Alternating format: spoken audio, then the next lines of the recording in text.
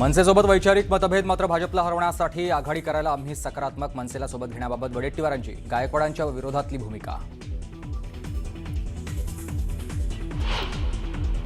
शरद पवारांनी बोलावली आहे मुंबई कार्यकारिणीची बैठक. थोड्याच वेळात वायबी चव्हाण सेंटरला बैठकीचं आयोजन. बैठकीमध्ये मनसेसंदर्भात चर्चा होण्याची दाट शक्यता.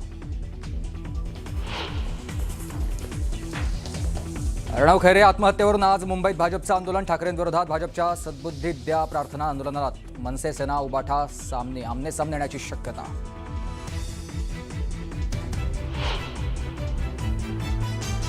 तिथं काट मारली कमी मी पण काट मारला. तुमच्या हातात मत द्यायचंय, माझ्या हातात निधी द्यायचंय. बघा काय.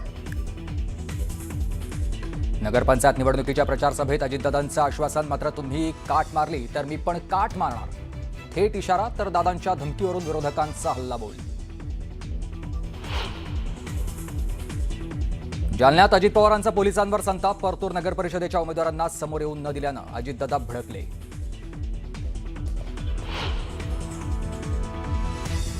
स्थानिक स्वराज्य संस्थांच्या निवडणूक प्रचारासाठी मुख्यमंत्री फडणवीस मैदानात उतरणार. सोमवार त्र्यंबकेश्वर, शहादा, भुसावळ, कोपरगावात सभा. फडणवीसांच्या पुढील 8 दिवस प्रचार सभा.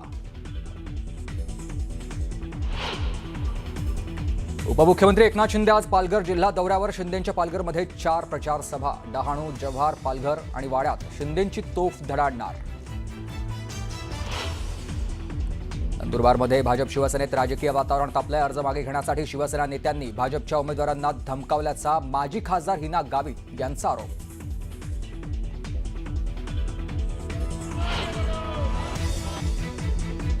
पुणे पोलिसांची मध्य प्रदेशात मोठी कारवाई. उमरती गावात शस्त्र बनवणाऱ्या कारखान्यावर छापा. 47 आरोपींना पुणे पोलिसांनी घेतलंय ताब्यात. मोठ्या प्रमाणात शस्त्रसाठाही जप्त. पुण्यातल्या नवले पुलावर प्रतिकात्मक दशक्रिया विधी. स्थानिकांकडून महामार्ग प्रशासनाचा अनोख्या पद्धतीनं विरोध. नवले पुलावर वाढत्या अपघातांमुळे स्थानिक आक्रमक.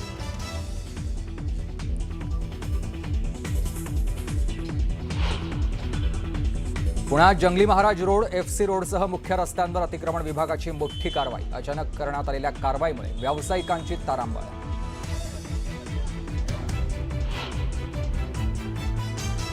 अंबरनाथमध्ये उड्डाणपुलाजवळ भरधाव वेगातील कारची दुचाकींना धडक. अपघातात 4घांचा मृत्यू, 5 जखमी तर अवघ्या 12 तासात त्याच ठिकाणी पुन्हा दुसरा अपघात.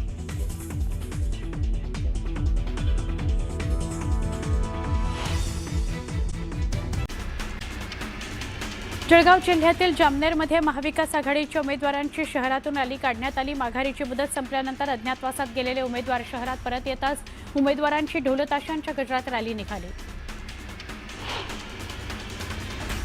जळगावच्या धरणगाव नगरपालिका निवडणुकीमध्ये माघारीनंतर राजकीय समीकरणांमध्ये मोठा बदल झालेला आहे. राष्ट्रवादी काँग्रेस अजित पवार गटाच्या नगराध्यक्षपदाच्या उमेदवार पुष्पा महाजन यांनी अर्ज मागे घेतल्यानं आता नगराध्यक्षपदाकरता शिवसेना शिंदे गट आणि शिवसेना ठाकरे गट यांच्यात सामना होणार आहे. भुसावळ नगर परिषदेच्या सार्वत्रिक निवडणुकीमध्ये उमेदवारी अर्ज माघारीच्या अखेरच्या दिवशी भाजपचे 3 उमेदवार बिनविरोध झाले. प्रतिस्पर्धी उमेदवारांनी माघार घेतल्यानं निर्मल कोठारी, रमेश नागराणी आणि मुकेश पाटील हे उमेदवार बिनविरोध झाले. भाजप कार्यकर्त्यांकडून गुलालाची उधळण करत जल्लोष साजरा करण्यात आला. जळगाव जिल्ह्यातील जामनेरमध्ये उमेदवारी अर्ज माघारी घेण्याकरता उमेदवाराला दमदाटी केली जात असल्याचा व्हिडिओ व्हायरल झाला. 2 पक्षांच्या कार्यकर्त्यांमध्ये गोंधळ उडाल्याचं चित्र बघायला मिळालं. नगरपालिकेच्या सार्वत्रिक निवडणुकीमध्ये जास्तीत जास्त मतदारांनी आपला मतदानाचा हक्क बजवावा यासाठी सेलू इथं मतदार जागृती कार्यक्रम घेण्यात आला. या अंतर्गत 20,000 स्क्वेअर फुटावर वोट फॉर सेलू अशी भव्य मानवी साखळी उभी करून मतदारांना आवाहन करण्यात आलं. काँग्रेसनं उद्धव ठाकरेंची सेना आणि मनसे एकत्र येणार असल्यानं ठाकरेंच्या सेनेपासून मुंबई महापालिका निवडणुकीत फारकत घेण्याचं ठरवलंय. शरद पवार गटाची आणि काँग्रेसची पुढील आठवड्यात बैठक होणार आहे. त्याचवेळी शरद पवार गट ठाकरेंच्या सेनेबरोबरही चर्चा करणार आहे. त्यामुळे महाविकास आघाडी मुंबईत फुटणार की मनसेला सोबत घेऊन निवडणुकीला सामोरं जाणार याचा फैसला पुढील आठवड्यामध्ये होण्याची शक्यता आहे.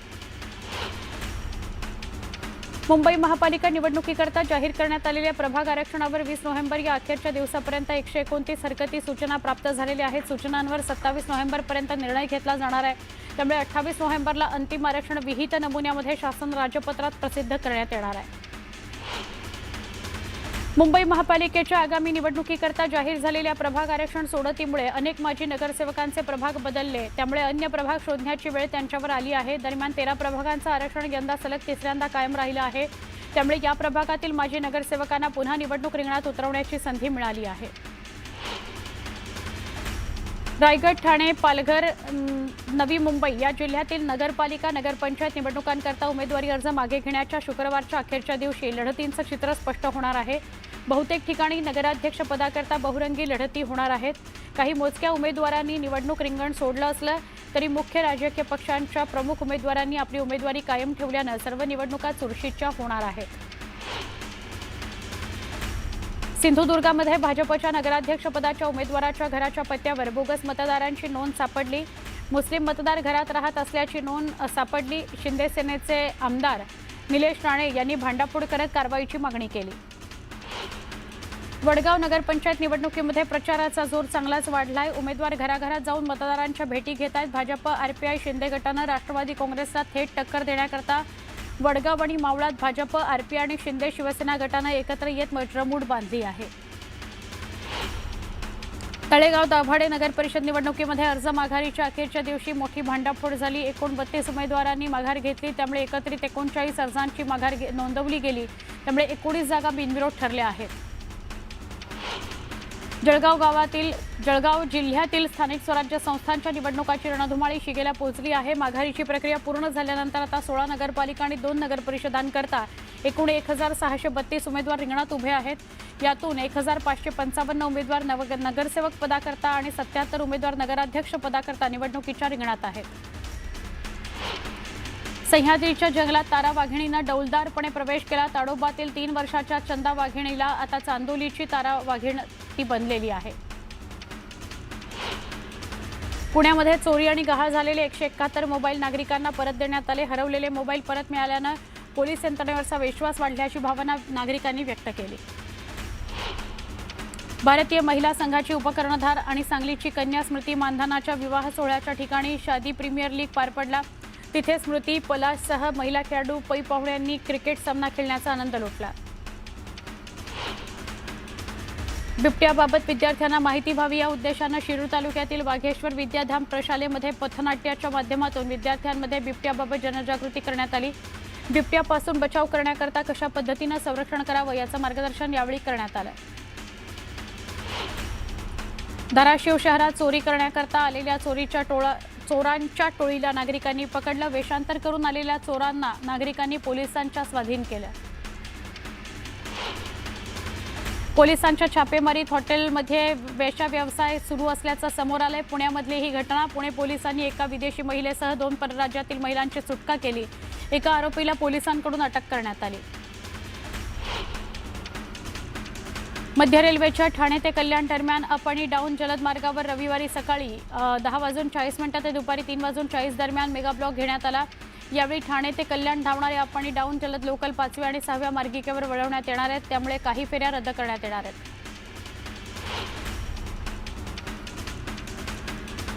केंद्र सरकारनं शुक्रवारी ऐतिहासिक निर्णय घेतला. 4 कामगार संहिता तात्काळ लागू करण्यात आल्या. त्याचबरोबर 29 जुने कामगार कायदे इतिहास जमा झालेले आहेत. नव्या कामगार कायद्यान्वये सर्व क्षेत्रात किमान वेतन कायदेशीररित्या लागू होईल. तसंच वेळेवर वेतन देणं बंधनकारक असेल. ओव्हरटाईम करता दुप्पट वेतन मिळेल आणि महिलांना रात्रपाळीत कामाची मुभा आणि समान वेतन मिळेल. 4 दिवसांपासून स्थिर असलेल्या चांदीच्या भावात शुक्रवारी 4,700 रुपयांची घसरण झाली. त्यामुळे चांदी 1,53,300 रुपयांवर गेली. सोन्याच्या भावातही 1,700 रुपयांची घसरण झाली. 1,22,300 रुपयांवर ते गेलं.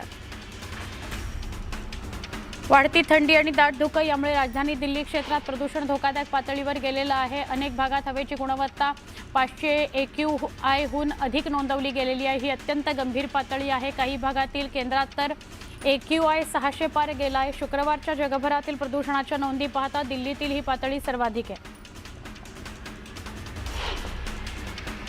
राज्य सामायिक परीक्षा कक्षानं 2026-27 या शैक्षणिक वर्षाकरता सामायिक प्रवेश परीक्षांचं संभाव्य वेळापत्रक जाहीर केलं आहे. यानुसार इंजिनिअरिंग फार्मसी अभ्यासक्रमाच्या प्रवेशाकरता PCM ग्रुपची MHT CETची पहिली प्रवेश परीक्षा 11 एप्रिल ते 19 एप्रिल दरम्यान, तर दुसरी प्रवेश परीक्षा 14 मे ते 17 मे दरम्यान होणार आहे. मुंबईत सार्वजनिक ठिकाणी अस्वच्छता करणाऱ्यांना जरब बसावी याकरता महापालिकेनं दंडाच्या रकमेत वाढ करण्याचा निर्णय घेतलाय. त्यानुसार उघड्यावर लघवी आणि शौच करणाऱ्यांवर 500 दंड आकारण्यात येणार आहे, तर अनधिकृत ठिकाणी डेब्रिज कचरा टाकल्यास 20,000 रुपयांची वसुली करण्यात येणार आहे. राज्यातील स्थानिक स्वराज्य संस्थांच्या निवडणुकीच्या पार्श्वभूमीवर पॉलिटेक्निकची सैद्धांतिक परीक्षा पुढे ढकलण्यात आली. 1 आणि 2 डिसेंबर 2025ला होणाऱ्या परीक्षा आता 4 आणि 5 डिसेंबर 2025ला घेण्याचा निर्णय तंत्रशिक्षण विभागानं घेतला आहे. हा बदल फक्त नागपूर, छत्रपती संभाजीनगर, पुणे आणि मुंबई विभागाकरता लागू राहणार आहे. धारावी इथं 1 ते 15 नोव्हेंबर दरम्यान माहिती, शिक्षण आणि संवाद उपक्रमाद्वारे पथकांनी 18,000हून अधिक घरांना प्रत्यक्ष भेट दिली. सेक्टर 1 ते 6 या सगळ्या भागांमध्ये नियुक्ती केलेल्या पथकांच्या माध्यमातून सखोल सर्वेक्षण करण्यात आलंय. परिणामी मोहिमेचा हा टप्पा सगळ्यात व्यापक असा ठरला, असा दावा धारावी पुनर्विकास प्रकल्पानं केलाय. मुंबईतील वाहतूक आणि सुरळीत व्हावी आणि कोंडी सोडवण्याकरता महापालिकेकडून उड्डाणपूल, सबवे आणि इतर पुलांचं अधिक चांगलं नियोजन केलं जाणार आहे. पुलांची गुणवत्ता सुधारण्याकरता आणि उत्तम दर्जाचे प्रकल्प तयार करण्याकरता महापालिकेकडून लवकरच संरचना आणि अभियांत्रिकी सल्लागारांचे नवे पॅनल नियुक्त करण्यात येणार आहे. मुंबई महापालिकेकडून 426 घरांच्या विक्रीकरता 20 नोव्हेंबरला लॉटरी काढण्यात येणार होती, मात्र ती तांत्रिक अडचणींमुळे दुसऱ्यांदा पुढे ढकलण्यात आली आहे. आता पुढील आठवड्यामध्ये लॉटरी काढण्याचं पालिकेनं निश्चित केलं असल्याने त्याची नवी तारीख ठरलेली नाही.